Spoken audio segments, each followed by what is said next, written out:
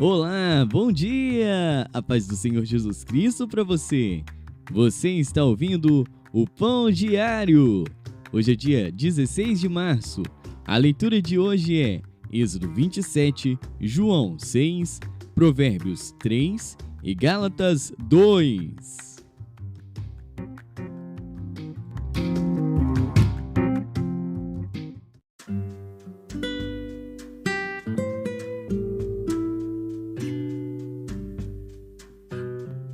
Êxodo.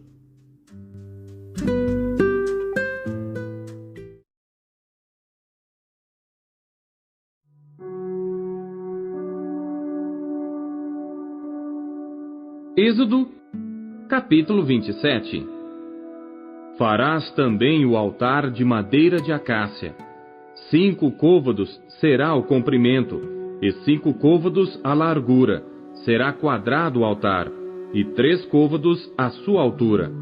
E farás as suas pontas nos seus 4 cantos. As suas pontas serão do mesmo, e o cobrirás de cobre. Far-lhe-ás também os seus recipientes para recolher a sua cinza, e as suas pás, e as suas bacias, e os seus garfos, e os seus braseiros. Todos os seus utensílios farás de cobre.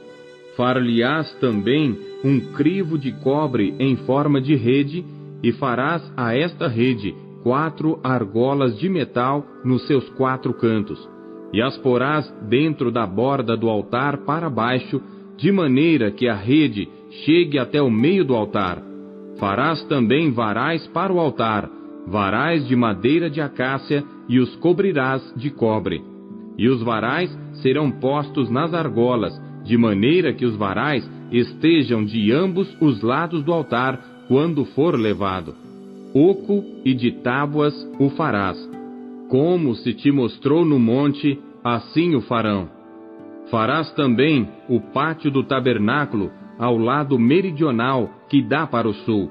O pátio terá cortinas de linho fino torcido. O comprimento de cada lado será de 100 côvados. Também as suas 20 colunas e as suas 20 bases serão de cobre. Os colchetes das colunas e as suas faixas serão de prata. Assim também para o lado norte, as cortinas, no comprimento, serão de 100 côvados, e as suas 20 colunas e as suas 20 bases serão de cobre. Os colchetes das colunas e as suas faixas serão de prata. E na largura do pátio para o lado do ocidente, haverá cortinas de 50 côvados, as suas colunas 10 e as suas bases 10. Semelhantemente, a largura do pátio do lado oriental para o levante será de 50 côvados, de maneira que haja 15 côvados de cortinas de um lado, suas colunas 3 e as suas bases 3, e 15 côvados das cortinas do outro lado, as suas colunas 3 e as suas bases 3. E à porta do pátio haverá uma cortina de 20 côvados de azul, e púrpura, e carmesim, e de linho fino torcido, de obra de bordador. As suas colunas 4, e as suas bases 4. Todas as colunas do pátio ao redor serão cingidas de faixas de prata. Os seus colchetes serão de prata, mas as suas bases de cobre.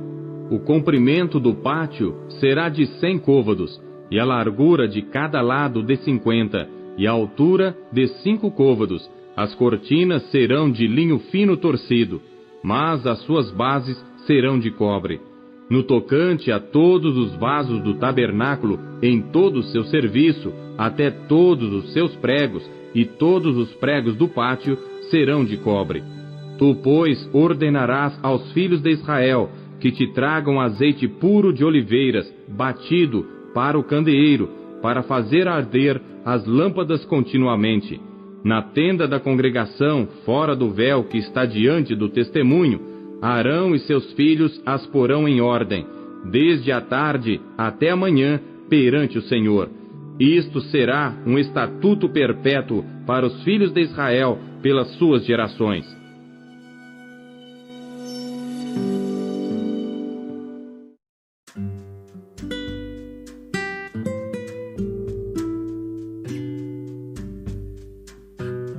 João.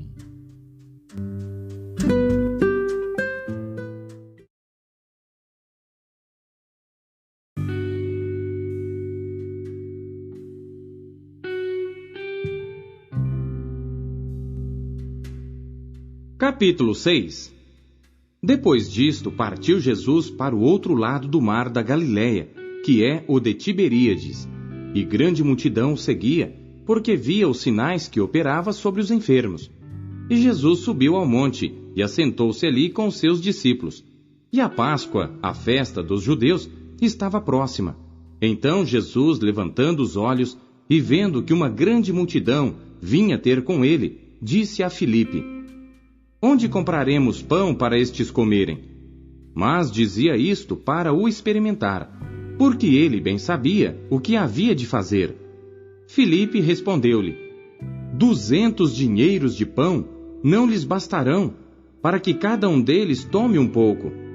E um dos seus discípulos, André, irmão de Simão Pedro, disse-lhe: Está aqui um rapaz que tem 5 pães de cevada e 2 peixinhos, mas que é isto para tantos? E disse Jesus: Mandai assentar os homens. E havia muita relva naquele lugar. Assentaram-se, pois, os homens em número de quase 5.000.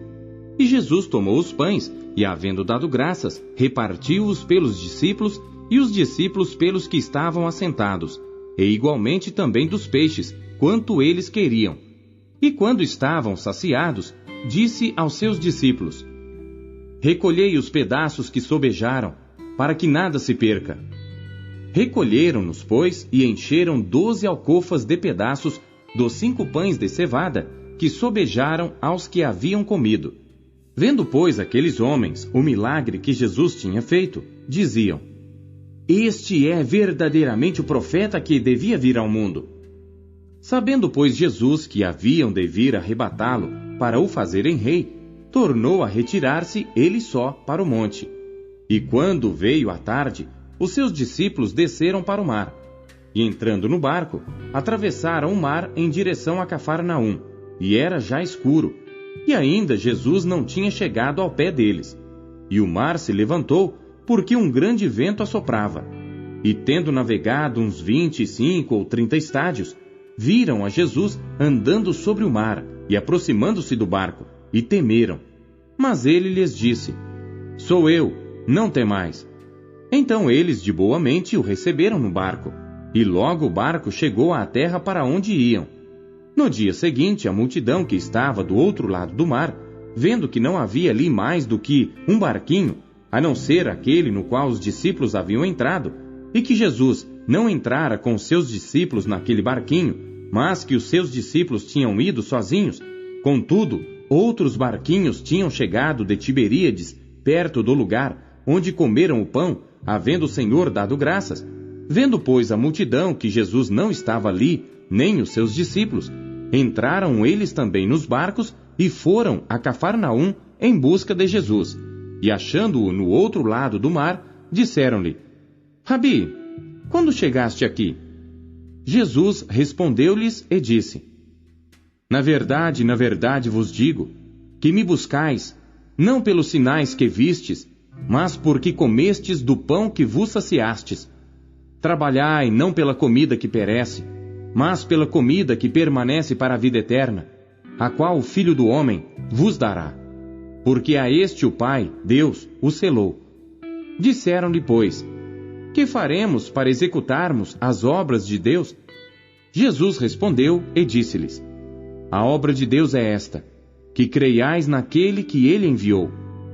Disseram-lhe, pois: que sinal, pois, fazes tu, para que o vejamos e creiamos em ti?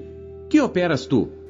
Nossos pais comeram o maná no deserto, como está escrito: deu-lhes a comer o pão do céu.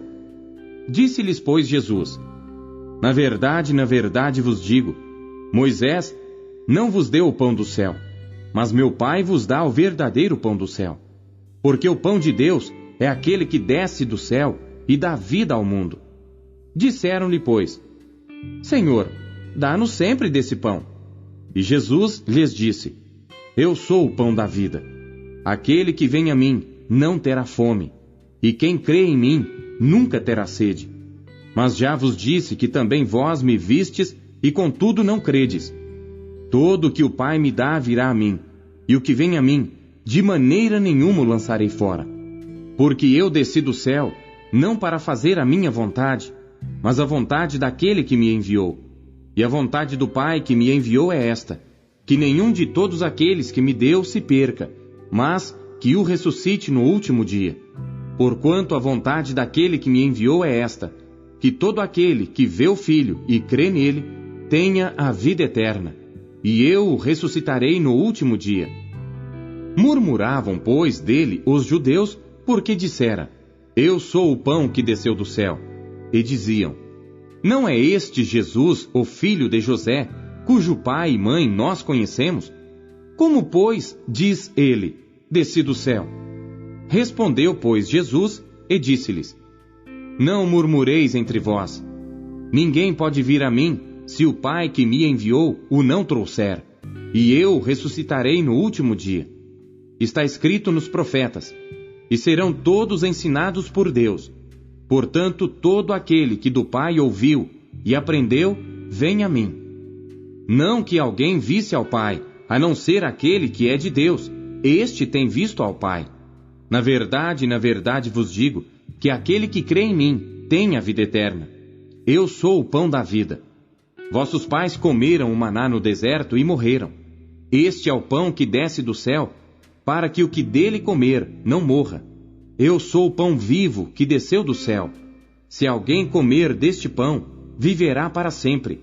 E o pão que eu der é a minha carne, que eu darei pela vida do mundo. Disputavam, pois, os judeus entre si, dizendo, como nos pode dar este a sua carne a comer? Jesus, pois, lhes disse, na verdade vos digo, que se não comerdes a carne do Filho do Homem, e não beberdes o seu sangue, não tereis vida em vós mesmos. Quem come a minha carne e bebe o meu sangue, tem a vida eterna, e eu o ressuscitarei no último dia. Porque a minha carne verdadeiramente é comida, e o meu sangue verdadeiramente é bebida. Quem come a minha carne e bebe o meu sangue, permanece em mim e eu nele. Assim como o Pai que vive me enviou, e eu vivo pelo Pai, assim quem de mim se alimenta, também viverá por mim. Este é o pão que desceu do céu. Não é o caso de vossos pais que comeram o maná e morreram. Quem comer este pão, viverá para sempre. Ele disse estas coisas na sinagoga, ensinando em Cafarnaum.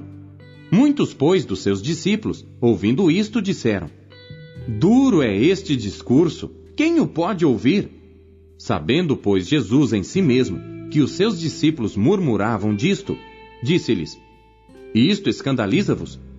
Que seria, pois, se visseis subir o Filho do Homem para onde primeiro estava? O Espírito é o que vivifica, a carne para nada aproveita. As palavras que eu vos disse são espírito e vida. Mas há alguns de vós que não creem. Porque bem sabia Jesus desde o princípio quem eram os que não criam e quem era o que o havia de entregar. E dizia, por isso eu vos disse que ninguém pode vir a mim, se por meu Pai não lhe for concedido.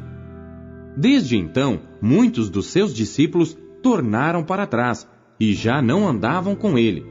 Então disse Jesus aos 12, quereis vós também retirar-vos? Respondeu-lhe, pois, Simão Pedro, Senhor, para quem iremos nós? Tu tens as palavras da vida eterna, e nós temos crido e conhecido que tu és o Cristo, o Filho do Deus vivente. Respondeu-lhe Jesus, não vos escolhi a vós os 12? E um de vós é um diabo. E isto dizia ele de Judas Iscariotes, filho de Simão, porque este o havia de entregar, sendo um dos 12.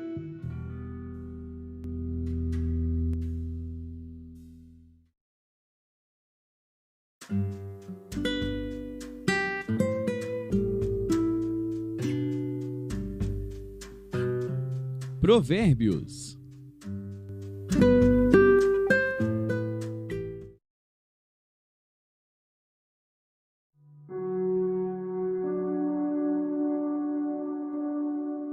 Provérbios, capítulo 3.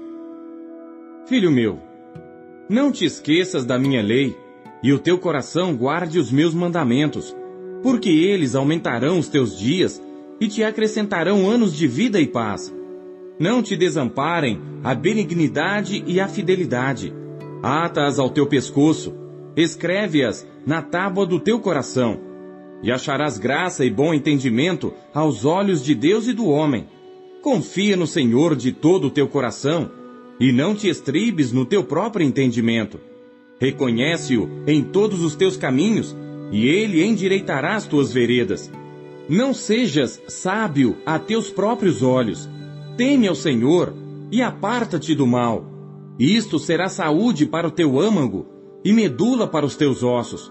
Honra ao Senhor com os teus bens e com a primeira parte de todos os teus ganhos.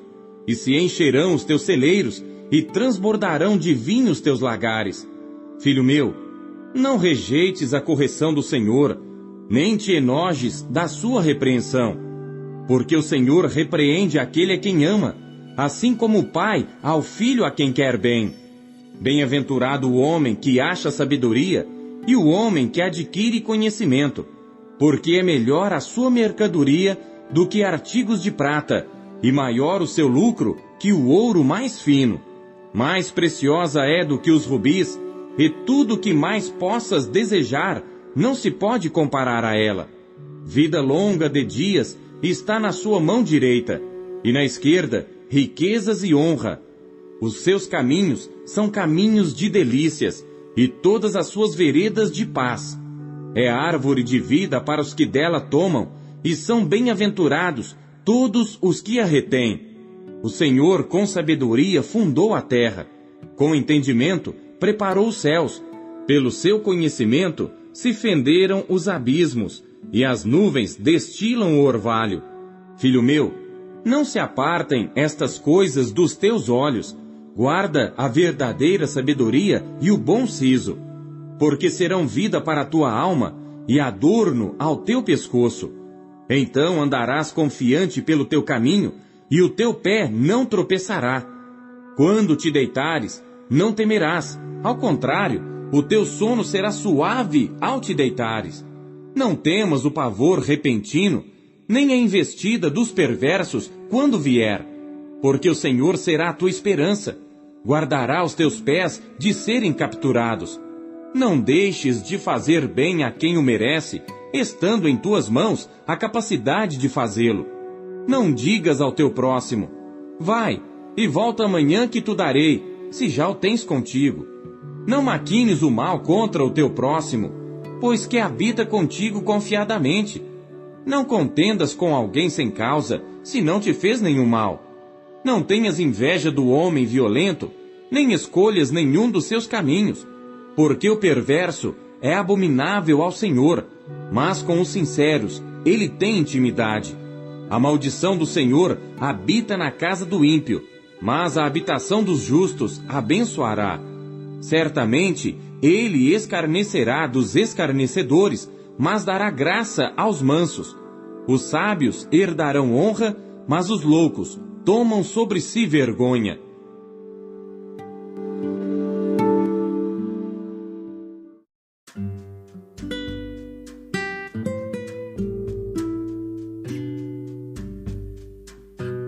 Gálatas.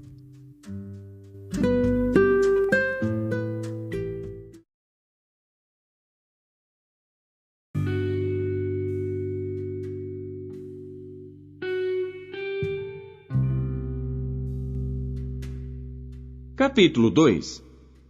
Depois, passados 14 anos, subi outra vez a Jerusalém com Barnabé, levando também comigo Tito. E subi por uma revelação, e lhes expus o evangelho que prego entre os gentios, e particularmente aos que estavam em estima, para que de maneira alguma não corresse ou não tivesse corrido em vão. Mas nem ainda Tito, que estava comigo, sendo grego, foi constrangido a circuncidar-se. E isto por causa dos falsos irmãos que se intrometeram e secretamente entraram a espiar a nossa liberdade que temos em Cristo Jesus para nos porem em servidão.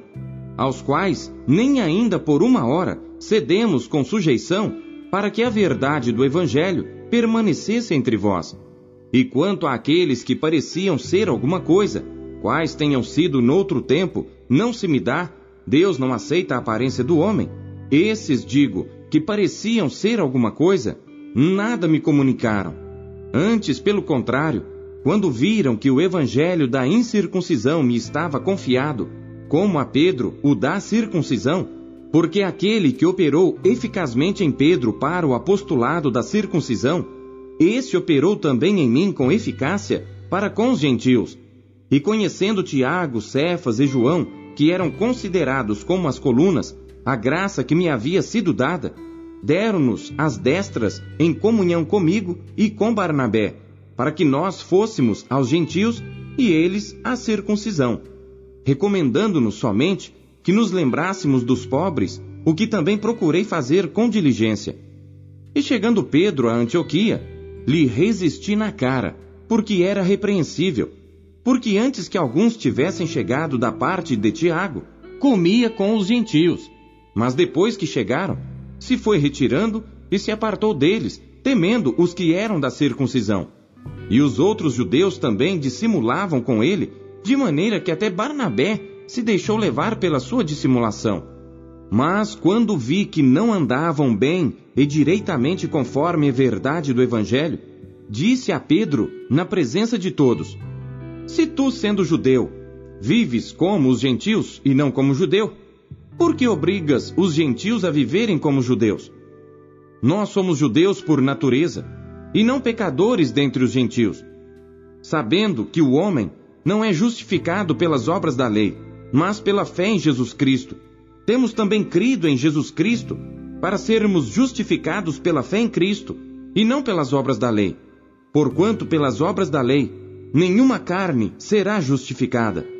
Pois se nós que procuramos ser justificados em Cristo, nós mesmos também somos achados pecadores, é porventura Cristo ministro do pecado? De maneira nenhuma, porque se torno a edificar aquilo que destruí, constituo-me a mim mesmo transgressor. Porque eu, pela lei, estou morto para a lei, para viver para Deus. Já estou crucificado com Cristo, e vivo, não mais eu, mas Cristo vive em mim, e a vida que agora vivo na carne, vivo-a na fé do Filho de Deus, o qual me amou e se entregou a si mesmo por mim. Não aniquilo a graça de Deus, porque se a justiça provém da lei, segue-se que Cristo morreu debalde.